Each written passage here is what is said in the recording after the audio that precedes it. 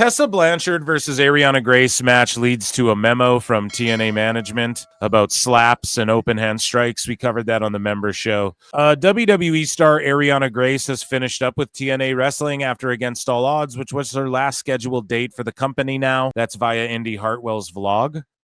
Joe Hendry made his entrance at Triple Mania Regia, and it was hilarious because he had... Listen to the music. It's like a remix.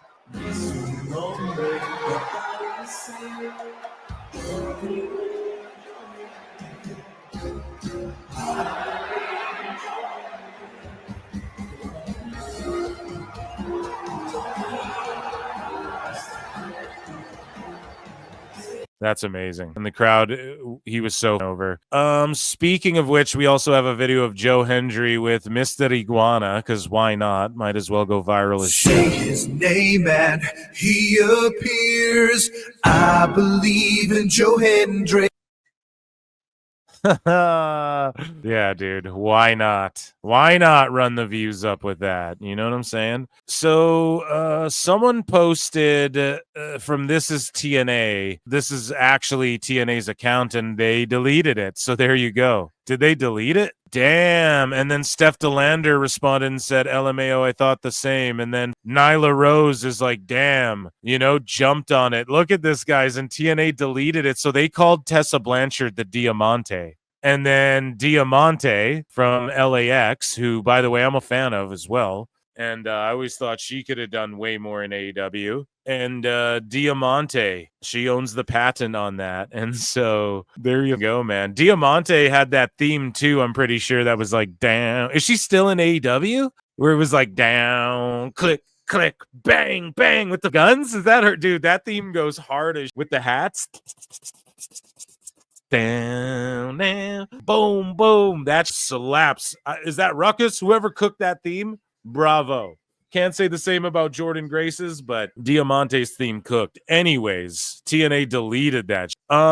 So breaking, TNA Wrestling welcomes Pittsburgh's own Mark Madden to the broadcast booth for a live event on June 20th, coming up here at UPMC Events Center. So shout out Mark Madden, I guess. For the first time ever, TNA will live stream some of the TV taping this Friday from Pittsburgh before the episode actually airs next week, and it will be free on TNA Plus. Yeah, so good for them. There you go. They'll be live streaming some of the tapings early to garner interest, I guess. It's a good move. Chris Bay, the former X Division and World Tag Champion, filed trademarks for The Greatest Story Ever Told, and Chris Bay. Good for him, man. And yeah, his shit's going to be made into a movie one day. And that, ladies and gentlemen, was TNA news. And this is a Sicko Segment. So Wrestling News Co. says, why are there always references to the women's division and never the men's division? The men's world title is called the WWE world title, but the women's title is called the women's world title. Same in AEW. You fucking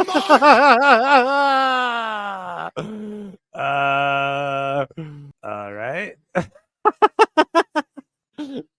So Orange Crush says indie wrestling is full of snakes. Don't believe what you read. So are you guys familiar with Kevin Gill? I guess he says supporting your friends and people you look up to greater than being a clout chasing weirdo using people's life struggles and tragedies as a way to get clicks and comments on social media. And so someone asked, like, what is the background behind this besides supporting what people already know? KG is a snake. And then this guy says, Brett expressed concern about a friend's welfare on Facebook, and then this post appeared. So just responding with my personal experience on the matter. And then here's like these messages, I guess. So he's messaging KG, and he's like, I'll see you at Arthur Ashe. Maybe you'll learn to spell your own name by tonight, you fucking low-life loser, and you have nothing to say about the situation at hand. You're pathetic. And then this guy's like, I don't answer to you. I also don't book talent for shows. I also don't know the personal details of every person who was brought in or even who was being brought in and for what reason. Instead of caping for a creep and having his minions do his bidding, the creep can deal with his issues himself with the people involved. Or you can grandstand for him to the person who brought him in, or you can contact the person who wanted to come in. So I think they're mad because they booked some guy who's like a fucking creep. Android gross. So wait, you first asked me to threaten you in person, then you realize you might run into me and you say to leave you alone. You're a 7-foot pussy. I paid you well and on time for anything I ever asked you to do personally. You weren't fucking man enough to ask for money to show up to work till you were afraid you were irrelevant, and you still aren't a fucking man when the scumbags you work do some of the... So this is like Kevin Gill going back and forth. I think the blue is like the guy sending it, right, chat? I don't know. Is this on a fucking Android? What is...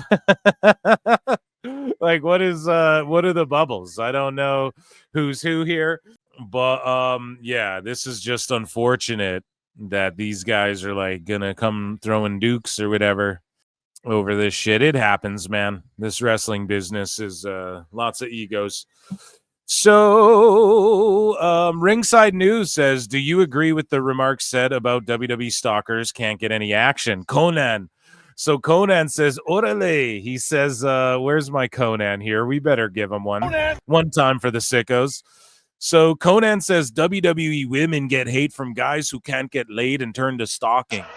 Konnan! Yeah. Yep, nailed it. Ding, ding, ding. So Ibou had this to say. Crowd chanting for Goldberg during Gunther's promo. All these wrestling fans be on the internet and reading the reports. Casuals are the minority. I don't care what anybody says. And I just quote tweet this and I go, he's so far up his own ass. Casuals are the lifeblood of every industry, bar extremely niche outliers. Goldberg has been a star for like 30 years. The IWC just bitches about Yeet and Goldberg constantly, so they'd be booing those guys if it were a true reflection of the internet. They chanted his name because before Ibou was born, Goldberg was selling out buildings and rivaling the entire NWO on his own. NWO, by the way, is still the top selling fucking t-shirt in WWE. You know, Goldberg came in and was rivaling them as a one guy thing. They were also in fucking Green Bay. If all of those folks read the shit sheets, then why don't the subscription and Discord numbers reflect that? Boom. Cooked him. Someone ring the bell. He's down. It's over for the count. You know, I don't care what anyone says, bro. I would, and hey, Ibou, I would love if that were true, because I want WWE numbers on PWT, right? Like, I would love that to be true, brother. Not that even I'm a shit sheet, but you guys know what I mean? Like, I would love if everyone was a sicko and consuming, right, wrestling content, and the buildings sold out were full of sickos. I would love that. Well, maybe, I don't know, the world would probably be a darker place, but that'd be better for my bottom line too, Ibou, all right? But ultimately, dude, that is not what's happening there, okay? Shelton Benjamin and Awful Wrestling, who unfortunately I don't think he's going to make the show tonight. I was really hoping that was going to happen, guys. But Shelton Benjamin and Awful Wrestling had an exchange. Or I don't even know if they had an exchange. Just Shelton said what he said here. But Awful said, working 1 day a week with no practice beforehand results in this. And it's just like a botch between Mike Bailey and Kevin Knight and all this shit. And then Shelton Benjamin jumps in and says, to read what you and a few others post, you would think this is a regular occurrence for us, when it in fact is just one misstep. Mistakes happen even with the best. Get over yourself. And then Neckbeard says, yet they seem to happen a lot in AEW. It's not your fault. Next time you need to follow the lead of a real pro wrestler like Speedball Mike Bailey. Oh, come on. Oh, come on now, Neckbeards. Why you got to drag Mike Bailey into? That's not very fair to bring Speedball into this, Eric.